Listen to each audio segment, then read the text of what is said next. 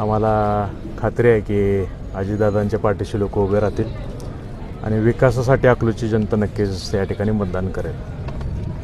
मगाशी 1 तास EVM machine बंद पडलं होतं. राम सातपुतेंवर आरोप करण्यात आला की बंद पाडलं आहे. असं काय वाटतं, म्हणजे टेक्निकली इश्यू आहेत काय, काही पर्पजली केलं जातं? नाही, आता ह्यात आपण त्याच्यावर आत्ता एवढं बोलणं योग्य राहणार नाही. आणि मला वाटतं ते उमेदवार किंवा कुठल्या नेत्याचा यात काही दोष नसतो, यंत्रणेचा आहे. त्यात टेक्निकल काय बिघाड असेल. ॲक्च्युली या मशीन्स चेक केल्या होत्या तर त्या बिघाड व्हायला नव्हता पाहिजे.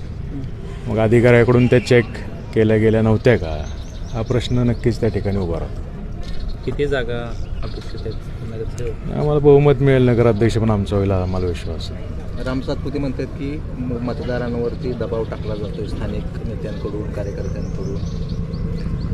आता एवढा मोठा फौज फाटा आहे पोलिसांचा, मग दबाव कसं काय येऊ शकतो?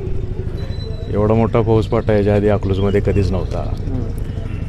मग हे असताना सुद्धा दबाव असेल तर गेले 5 वर्ष रामभाऊ आमदार होते या माळशिरस तालुक्याचे.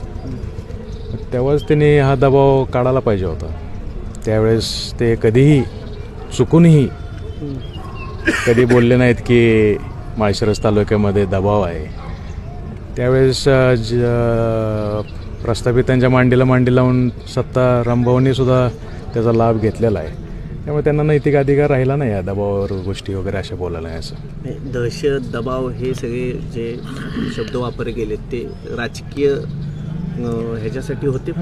मला असं वाटतं की पडल्यामुळे नक्कीच रामभाऊंची निराशा झाली आणि मागच्या वेळेस निवडून देण्यासाठी ज्यांनी त्यांना मदत केली त्या लोकांनी या निवडणुकीत त्यांना विरोध देत केला. त्यामुळे ते नैराश्यातून एखाद्याच बोलत असावेत.